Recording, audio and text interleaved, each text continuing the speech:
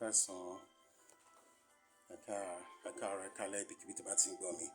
Today is Sunday 28th, the month of May 2023. Mo fẹ́ ká tún gbára níyànjú ká tún gbé nǹkan kan yẹ̀wò. Ká fi mọ títóbi Ọlọ́run bó ṣe jẹ́. Then ká dẹ̀ mọ̀ bá ṣe máa balance gbogbo ọ̀rọ̀ ẹlẹ́sìn kò ṣẹ̀sìn tó ń ṣẹlẹ̀ yìí. Kí everybody gbàgbé ẹ̀sìn, ṣe tó bá wọ̀n ẹ́, ṣe tó bá mọ̀ pé ó fẹ́. In fact, there is something we call monotheistic religion and henotheistic religion. Nínú monotheistic religion, wọ́n believe is a religion of worship of one deity, one supreme deity that is believed to be the creator of everything. And henotheism worship ìyẹn dá lórí pé the worship ìyẹn dúró lórí worship of one God who is believed to be the creator of everything. The belief that is henotheism is a belief of the worship of one God who is believed to be the creator of everything without denying the existence of other gods. So ó pọ̀ bẹ́ẹ̀ oríṣiríṣi tó bá ń wọ̀n ni. Then ẹ̀sìn gan kọ́ ló múyàn wọ ìjọba ọ̀run, iṣẹ́ ọwọ́ ẹ̀ ni ìwà mímọ́ àti ìfẹ́ òun ló múyàn wọ ìjọba ọ̀run. Eléyìí náà ni Jésù Kristi wá tó wá preach fún wa pé ká ní ìfẹ́. So in tó bá gbàgbá kò sí problem. Joshua sọ fún àwọn ọmọ Israẹli ó ní choose you this day who you shall serve, but as for me and my household, the Lord God will serve. Ọlọ́run là ń sìn. Ọlọ́run gan ló tiẹ̀ ń sìn wá tábà tún ní ká wò. So gbogbo ẹ jẹ́ ká tẹ̀ wò. Ẹ jẹ́ ká gbé nǹkan kan yẹ̀ wò. Bí Ọlọ́run ṣe dá wa, dídá tí ó dá ayé. Mo fẹ́ ká bẹ̀rẹ̀ kínní nínú ìwé John chapter 1. The Gospel according to St. John chapter 1. Only in the beginning was the Word, and the Word was with God, and the Word was God. He was with God. He, capital letter, he was with God in the beginning. Who is he that was with God in the beginning? And he said, through him all things were made. Through who? And he said, through him all things. Through him all things were made. Without him nothing was made that has been made. So in him was life, and that life was the light of men. The light shines in darkness, but the darkness has not understood it. The darkness has not understood it. Tá bá tún fẹ́ wo another interpretation of the darkness has not understood it here. A máa rí pé the darkness has not conquered. The darkness has not conquered it because ìmọ̀ agbára yẹn àdìtú yẹn ó le ju òkùnkùn lọ. So òkùnkùn ò lè borí ẹ̀. Darkness cannot conquer. So ó tún lọ ní there came a man, that's verse 6. There came a man who was sent from God. His name was John. He came as a witness to testify concerning the light, to testify the light, the world, the light. So that through him all men might believe. He himself was not the light. That John the Baptist himself was not the light. He came only as a witness to the light. The true light that gives light to every man was coming into the world. John the Baptist alone obeyed. We know John the Baptist obeyed the forerunner of Jesus Christ. He was in the world, and though the word was made through him, the word was made through him again. In the beginning was the word, and the word was with God, and with him everything was made. Now nothing was made without him. And in verse 10 again, he was in the world. And though the word was not made through, and though the word was made through him, the world did not recognize him. He came to that which was his own, but his own did not receive him. This is Jesus Christ. Even in Israel, they didn't receive Jesus Christ. Many of them, they don't believe it, because it is in the Bible that he came to his own, but his own did not receive him. His own did not receive him. Yet to all who receive him, to those who believe in his name, he gave the right to become children of God. Iye àwọn tí ó bá gbàgbọ́ ni a fún agbára fún, ni a fi òfin fún, la fi right fún láti jẹ́ ọmọ Ọlọ́run. Ṣé pé ọmọ Ọlọ́run ti máa pọ̀ gan báyìí? Àwọn kan máa rò pé ọmọ Ọlọ́run tá à ń sọ, ọmọ Ọlọ́run tá à ń sọ, ìtọ́lọ́run bá obìnrin kan sùn, ó wá bímọ pé ṣé ó ṣeé ṣe. Ó kọjá òye èèyàn, kì í ṣe bẹ́ẹ̀. Gbogbo ọ̀nà ló gba Ọlọ́run, bó ṣe ń wù ló ṣe ń ṣe nǹkan, á ṣe ń wù lọ́lọ́run Elédùmarè ni. Ní tó bá wù ló lè ṣe. Ó ní yet to all who receive him, to those who believe in him, in his name, he gave the right to become children of God. Then verse 13.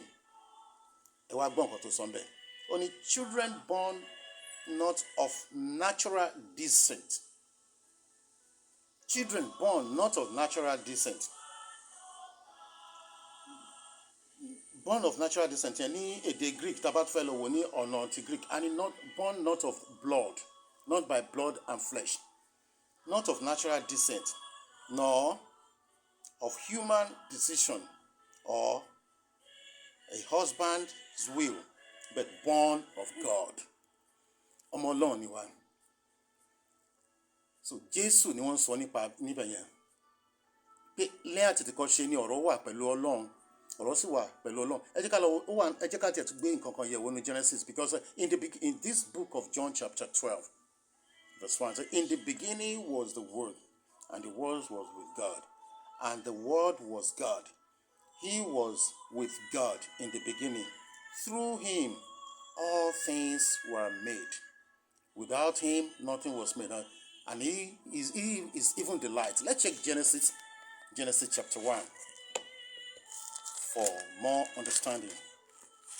Genesis chapter 1. In the beginning God created the heaven and earth. Now the earth was formless and empty. Darkness was over the surface of the deep, and the Spirit of God was hovering over the waters. God said, let there be light. That's the first thing. God said, let there be light. Light yẹn ni ọ̀rọ̀ Ọlọ́run yẹn lọ̀rọ̀ tá a sọ sínú wúndíá Mary, wúndíá tí ò mọ ọkùnrin rí, tó fi lóyún, tó fi bí Jésù Kristi olùgbàlà. Ọ̀rọ̀ yẹn náà ni Jésù, ọ̀rọ̀ Ọlọ́run yẹn náà ni Jésù, ọ̀rọ̀ yẹn náà ló ti wà pẹ̀lú Ọlọ́run. Òun náà ni John sọ nínú John chapter 1, tó ní ọ̀rọ̀ yẹn ti wà pẹ̀lú Ọlọ́run láti àtètèkọ́kọ́ ṣe. Ọ̀rọ̀ yẹn ó ní òun sì ní ìmọ́lẹ̀. Òun náà ni ó tún sọ nínú Genesis báyìí pé Ọlọ́run sọ pé let there be light. Kó tó di pé ó bẹ̀rẹ̀ creation, kó tó di pé before he began to create anything, he said let there be light, because darkness covered the earth, and the earth was formless, and the earth was full of water. There's water everywhere. Tábàtẹ̀ tún ní ká ti máa wò nínú ọ̀rọ̀ ti Yorùbá náà, nínú ẹ̀sìn Yorùbá, nínú ìgbàgbọ́ ti Yorùbá.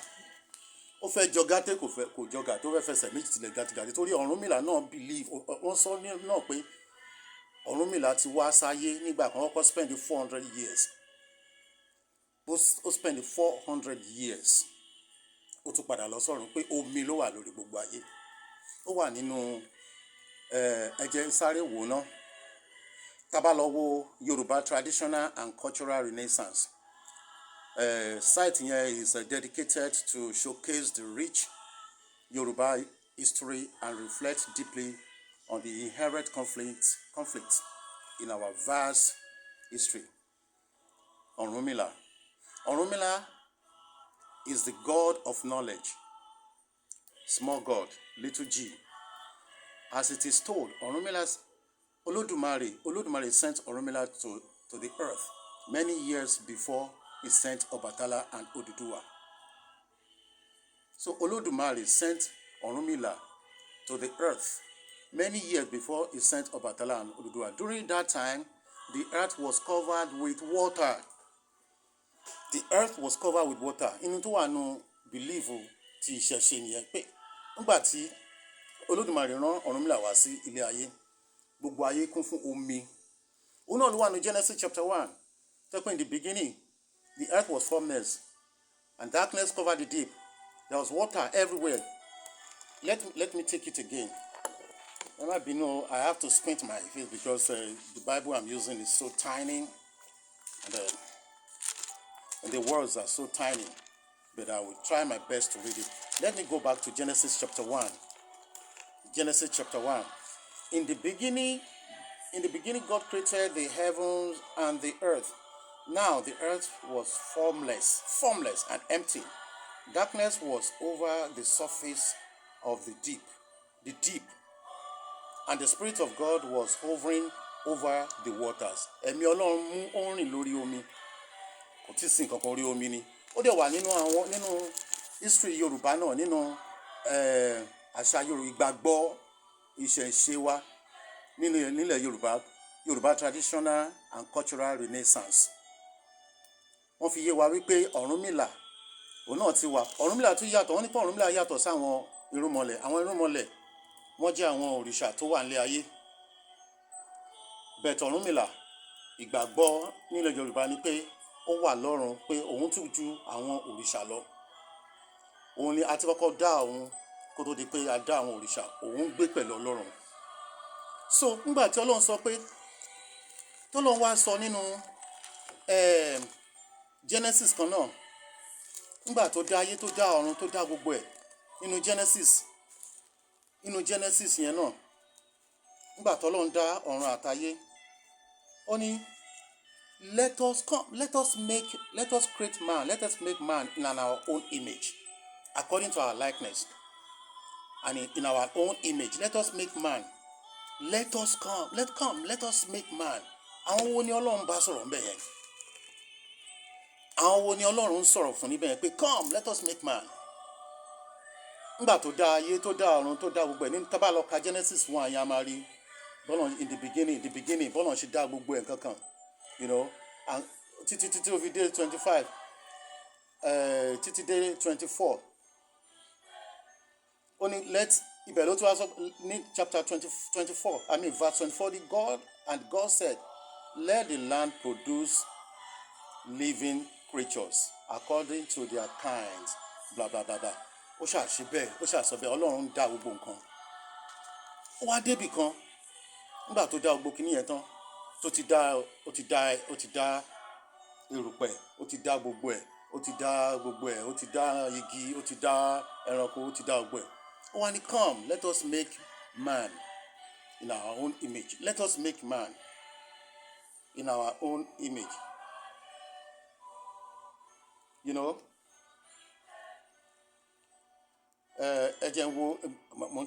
Then God created 20. Okay, verse 26. Then God said, let us make man. That is Genesis 1:26. Genesis 1:26. Then God said, let us. Ejeki. Let us. Ejeki. Kì í ṣe pé okay, mo fẹ́ tó wáyé kó sọ pé mo fẹ́ dá ènìyàn. Àbámọ̀ pé òun nìkan ló ń sọ̀rọ̀.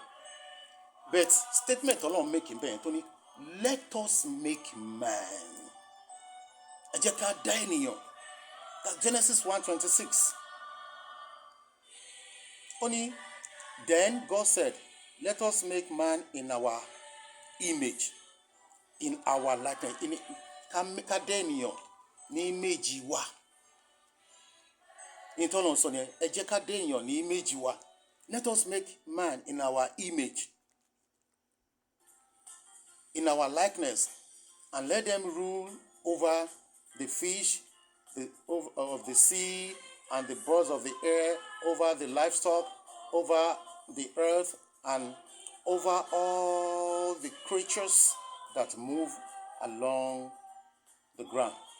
God said, let us make man. Àwọn wo l'Ọlọ́run bá sọ̀rọ̀? Dájúdájú, ọ̀rọ̀ rẹ̀ tó fi ń dá gbogbo nǹkan, ọ̀rọ̀ rẹ̀ tó jẹ́ Jésù Kristi, ó wà ńbẹ̀. Dájúdájú, àwọn áńgẹ́lì náà wà ńbẹ̀.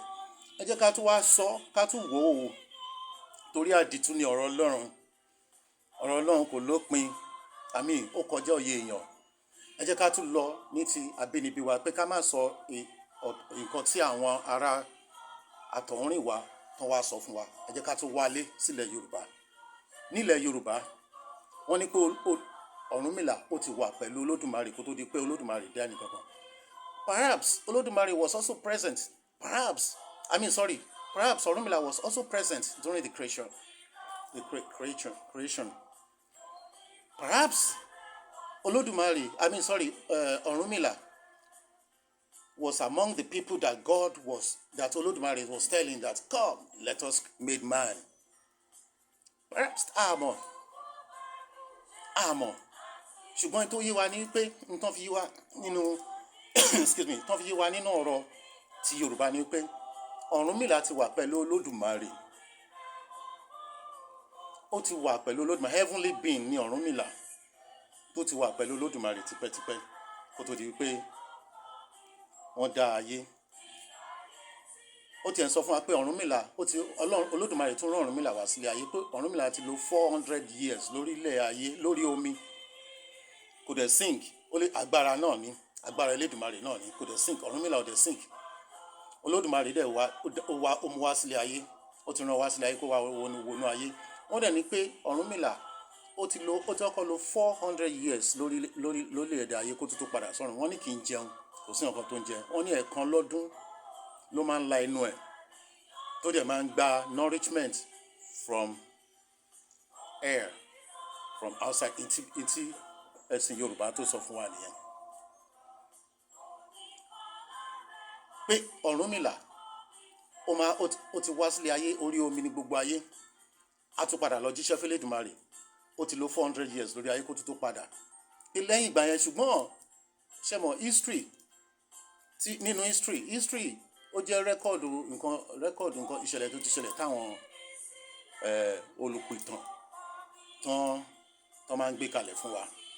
Ṣùgbọ́n láàárín ẹ̀ náà àwọn nǹkan kan lè wà, torí àwọn nǹkan kan lè ti yàtọ̀ díẹ̀ àbí nǹkan kan bẹ́ẹ̀ láàárín ẹ̀ náà ó ṣeé ṣe. So tá bá ní ká tún wò ní tilẹ̀ Yorùbá, eléyìí tá a sọ pé ó fẹ́ jọgá tí kò jọgá, tó fẹ́ ní similarity pẹ̀lú ọ̀rọ̀ Bíbélì, bí ayé ṣe wà kí Ọlọ́run tó dá ayé, bí Ọ̀rúnmìlà náà bó ṣe wà gẹ́gẹ́ bí history Ọ̀rúnmìlà náà, pé orí omi náà ní gbogbo ayé jẹ́ k'Ọ̀rúnmìlà tó nígbà t'Ọ̀rúnmìlà wá sáyé. So ìyẹn tán tún wá ń sọ, wọ́n tún sọ wípé lẹ́yìn ìgbà tí Ọ̀rúnmìlà padà sí àbúlé ọ̀run lọ́dọ̀ Elédùmarè, Olódùmarè wá rán Ọbàtálá àti Odùduwà wá sílé ayé. Then nínú ìtàn kan tá a tún gbọ́, wọ́n ní wípé Oòduà ó délé Ifẹ̀. Nígbà tó délé Ifẹ̀, ó bá àwọn èèyàn ní ilé Ifẹ̀. So báwo ló tún ṣe wá ṣe tó yẹ pé Ọbàtálá àti Odùduwà náà tún wá sílé ayé, tó yẹ pé Odùduwà ló tún wá dá ayé. Ẹ jẹ́ ká wò nípa Oòduà. Ẹ jẹ́ nǹkan fún yín nípa Oòduà. Odùduwà, tá bá wo Wikipedia, Odùduwà was a Yoruba divine king, legendary leader of the Ife Empire, and a creator deity and Orisha in the Yoruba religion. According to tradition, he, that is Oduduwa, was the holder of the title of the Olofin of Ile-Ife, the Yoruba holy city, that is Ile-Ife. He ruled briefly in Ife and also served as a progenitor of a number of independent royal dynasties in Yoruba land. That is Oduduwa. Oduduwa, he is believed by some historians and some traditions to have emerged in Yoruba life about 900 years ago as an exiled prince from outside Ile-Ife. That is about 12th century that Oduduwa wá sí ilé ayé about 12 centuries ago, 9 years ago. Tẹ́kọ̀ Oduduwa ló wá dá ayé. Ayé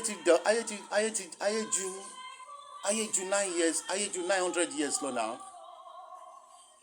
Because the history of Oduduwa tó ń sọ fún wa nínú Wikipedia nísìnyí, wọ́n ní he is believed by some historians and some traditions to have emerged in Yoruba life about 900 years ago as an exiled prince from outside Ile-Ife, who left his homeland with retinue and journeying south, subsequently settling among the Aboriginal Yoruba. At some point in the 12th century. So, ẹ jẹ́ ká gbé bẹ̀rẹ̀ yẹ̀ wò. Oduduwa ló dá Oduduwa àtọbàtálá lọ́lọ́run rán wá sí ilé ayé tó wá fi dá ayé tó fi dá iyẹ̀pẹ̀ tó dá gbogbo ẹ̀. Ṣùgbọ́n Oduduwa yẹn wọ́n ní pé ó wá láti ibì kan outside Yoruba land about 900 years ago in the 12th century. Wọ́n nígbà tó dẹ̀ dé ó bá àwọn kan nílé Ifẹ̀ tó ti ń gbé bẹ̀. Tọ́ẹ́pùn ló wá dá ayé ńgbà yẹn tó dá yẹ̀pẹ̀ tó dá gbogbo ẹ̀ tọ́lọ́run rán wá pé kó mú yẹ̀pẹ̀ wá. Ta ló wá dá? Báwo làwọn tó bá ń bẹ̀? Báwo náà ṣe débẹ̀ tán ti délẹ̀ Yorùbá, àwọn Aboriginal Yorùbá? Then again, tọ́ẹ́pùn Oduduwa wá sílẹ̀ Yorùbá tó ní ẹ̀kántà pẹ̀lú wa nílẹ̀ Yorùbá 900 years ago.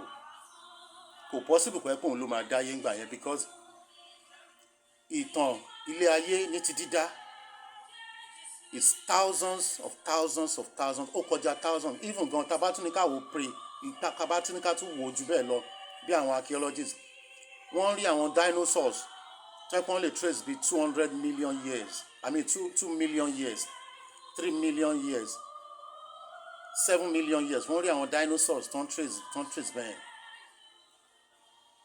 tó ń rí fossil wọn nínú yẹ̀pẹ̀ kì í ṣe inú omi. Tó yẹ pé inú omi ni ànípẹ́ Ọlọ́run ti dá yẹ̀pẹ̀ ńgbà yẹn kò ti dá pẹ̀ lórí yẹ̀pẹ̀. So history ayé ó ju 900 years tí wọ́n ń sọ pé Oduduwa wá báyìí because wọ́n jẹ́ ká believe let me quickly read about Ọ̀rúnmìlà níbi tí wọ́n ti sọ nípa Oduduwa bó ṣe dá ilé ayé.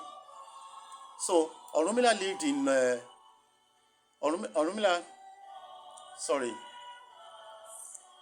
Ọ̀rúnmìlà spent 400 years on earth without food. Let me take it again from Ọ̀rúnmìlà. Ọ̀rúnmìlà is the god of knowledge. As it is told,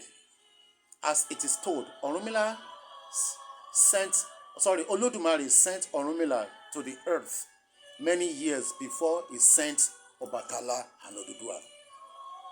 Olódùmarè sent Ọ̀rúnmìlà to the earth many years before he sent Ọbàtálá and Oduduwa.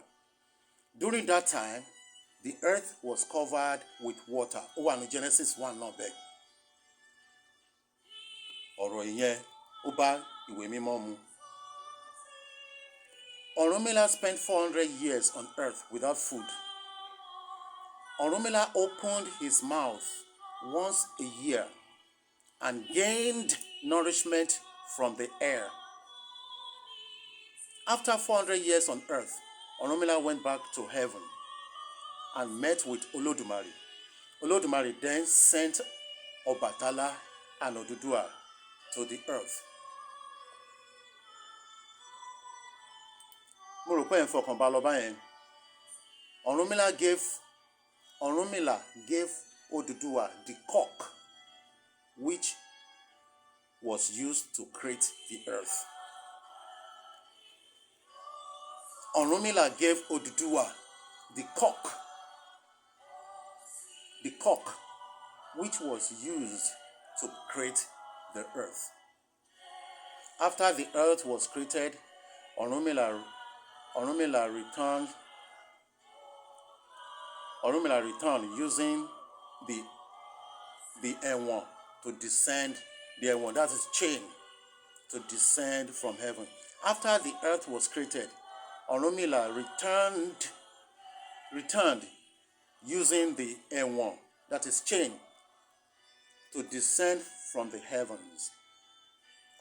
The place on earth where the chain fell, and Ọ̀rúnmìlà set foot well. I mean, the place, I will take it, sorry, I'm sorry for my, the place on earth where the chain fell, and Ọ̀rúnmìlà set foot was Òkè Ìgẹ̀tì. Òkè Ìgẹ̀tì. What that nílẹ̀ Ifẹ̀, Òkè Ìgẹ̀tì. So, Ọ̀rúnmìlà went back to heaven and met with Olódùmarè. Then Olódùmarè then sent Ọbàtálá and Odùduwà to the earth.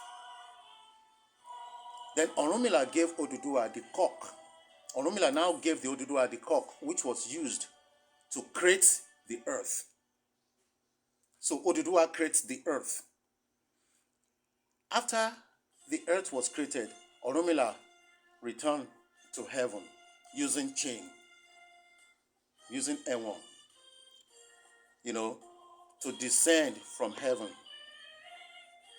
The place where Odùduwà, where the place on earth where the chain fell and Ọ̀rúnmìlà set foot was Òkè Ìgẹ̀tì. Story yẹn lọ báyẹn.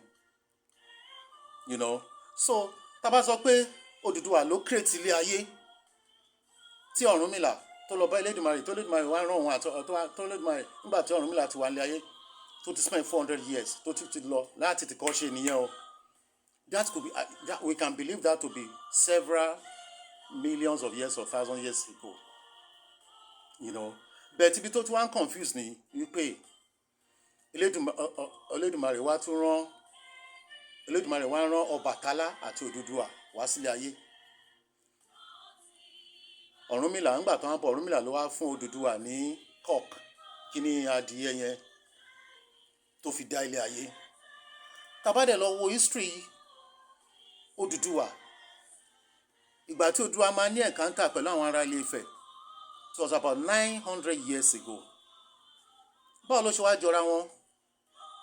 So bẹ̀ẹ̀ tìgbà tí à ń gbọ́ ta bèrè lọ́wọ́ àwọn àgbààgbà kan pé báwo ló ṣe jọra wọn báyẹn, pé history ayé ó ti wà tipẹ́tipẹ́, báwo la ṣe wá máa sọ pé Odùduwà ló wá ní Ọ̀rúnmìlà fún ní ẹ̀wọ̀n tó fi tẹ̀ wá, tó fi wá sílé ayé, tó wá dálé ayé pẹ̀lú adìyẹ àti iyẹ̀pẹ̀ tó bù wá, nígbà tó yẹ pé history Odùduwà tá à ń gbọ́ is about 900 years ago, which was in the 12th century, tó ní encounter pẹ̀lú àwọn ará Ilé Ifẹ̀.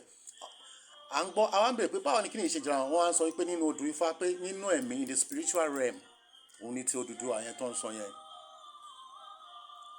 Pé in the spiritual realm, òun ni ti Odùduwà tó ń sọ yẹn. So ṣe rí ẹ̀sìn, èèyàn ní ìtọ́ni Ọlọ́run láti mọ ọ̀nà tó máa gbà. Ṣebí mi nísìn ní Christian ni mí náà. Mo ka Genesis chapter 1 nípa bí Ọlọ́run ṣe dá ilé ayé pẹ̀lú ọ̀rọ̀ rẹ̀. Kí n dẹ̀ tó bẹ̀rẹ̀, mo ti lọ sí John chapter 1 tó sọ nípa ọ̀rọ̀ Ọlọ́run, pé in the beginning was the Word, and the Word was God, and the Word, and he was the Word, and the Word was with him, and through the Word, the earth was created, and it became light, and the light shines, and darkness cannot comprehend it. Lóòótọ́, mo tún wá padà sí Genesis láti fìdí ẹ̀ múlẹ̀. Nígbà tí Ọlọ́run máa dá ayé tó ní let there be light, lóòótọ́ bó ṣe wà nínú history ti Yorùbá, pé ìgbà tí Ọ̀rúnmìlà wá sílé ayé, omi ni gbogbo ẹ̀, kò sí nǹkan kan. Bó ti kọ́kọ́ wá sáyé ṣáájú àwọn òrìṣà, ṣáájú Odùduwà, Ọbàtálá, gbogbo wọn ṣáájú àwọn òrìṣà, pé in fact Ọ̀rúnmìlà kì í ṣe èèyàn bíi tiwa. Ọ̀run ló wà pẹ̀lú Elédùmarè. So mo wá ń wò nínú Genesis chapter 1, nígbà tí Ọlọ́run fẹ́ dá ayé, Genesis chapter 1:26, tó ní come let us create man. Come, only let us create man. Let us create man in our image. Àwọn wo ni Ọlọ́run bá sọ̀rọ̀ bẹ́ẹ̀?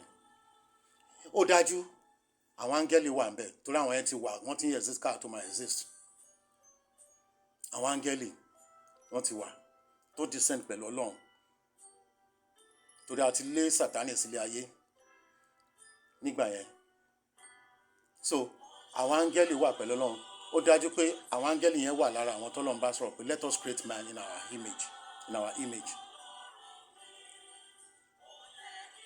Then ọ̀rọ̀ Ọlọ́run èyí tí ó di Jésù Kristi òun náà wà ń bẹ̀ torí òun náà lọ̀rọ̀ ẹ̀. Then perhaps Ọ̀rúnmìlà was also there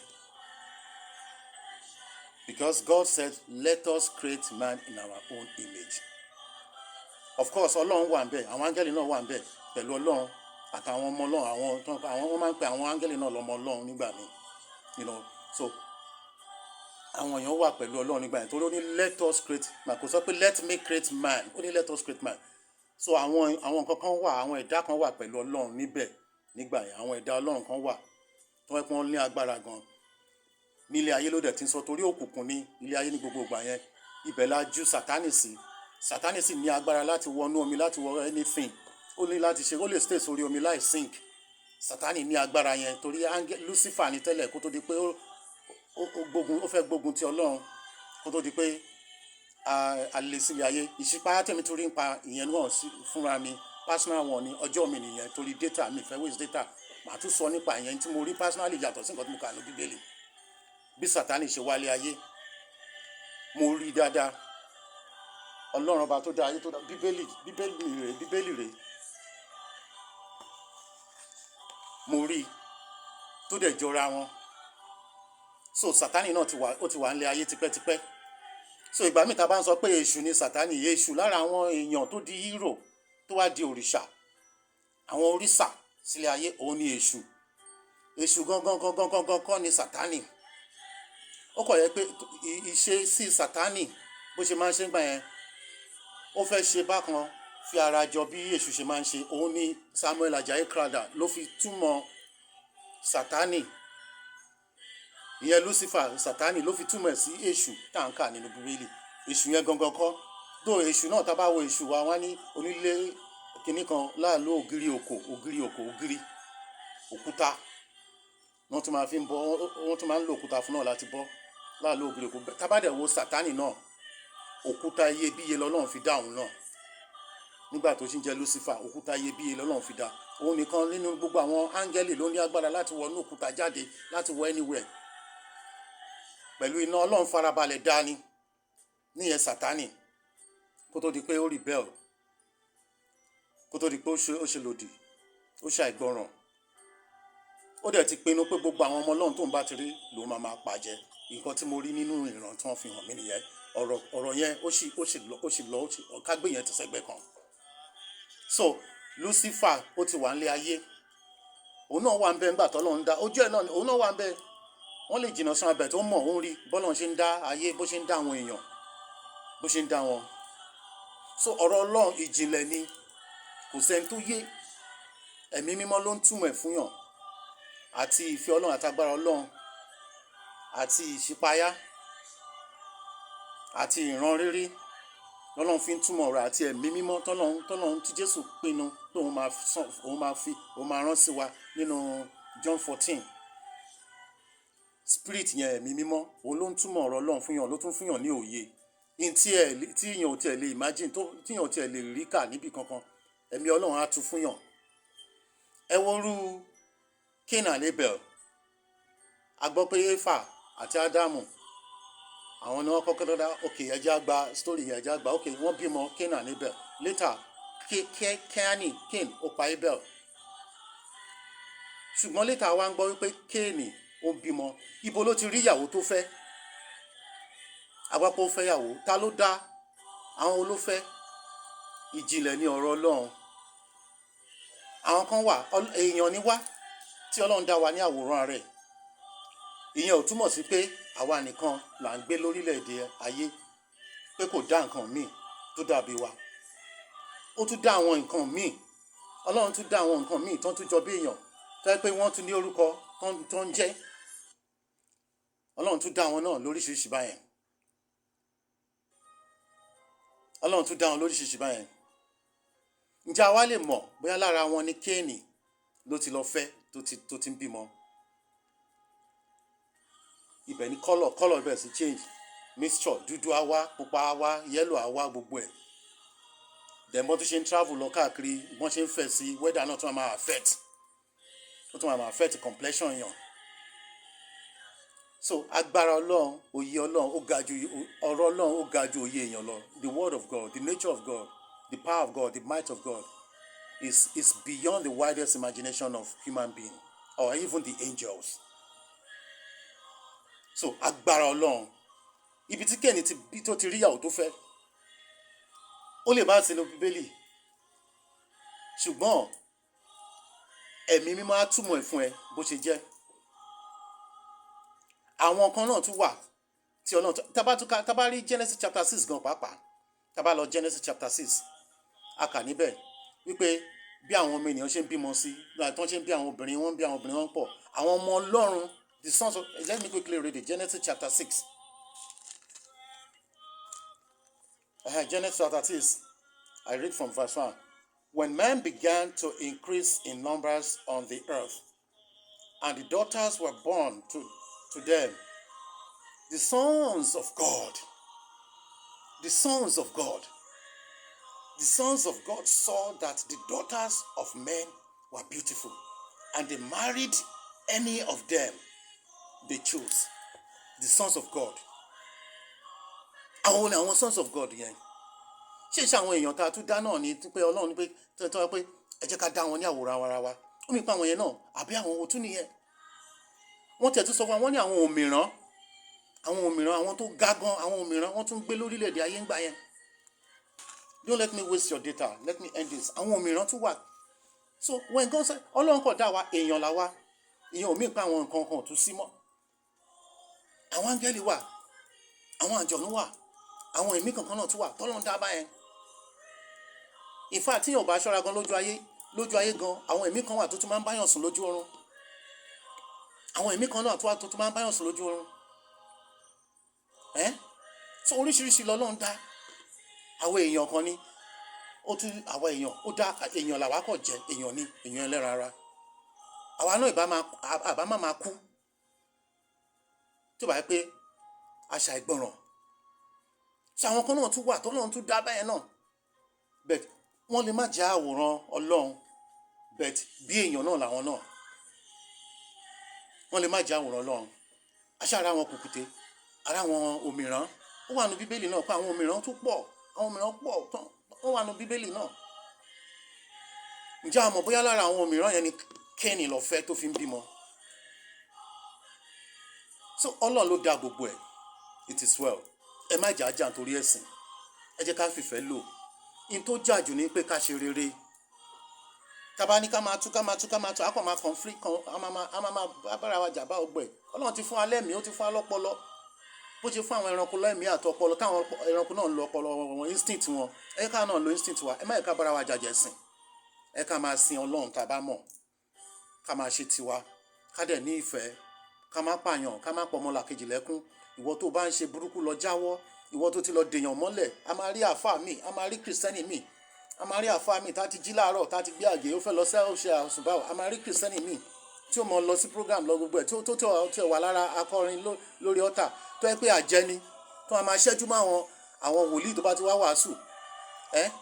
A rí àwọn míì tó yẹ pé wọ́n jẹ́ kìrìsìtẹ́nì, wọ́n jẹ́ muslim, wọ́n dẹ̀ ń ṣe burúkú, wọ́n ń ṣèkà, wọ́n ń ṣoògùn ìkà láti dèèyàn mọ́lẹ̀, láti bà tọmọlàkejì jẹ́, láti pààyàn lẹ́kún. Tá máa jowú torí owú jíjẹ.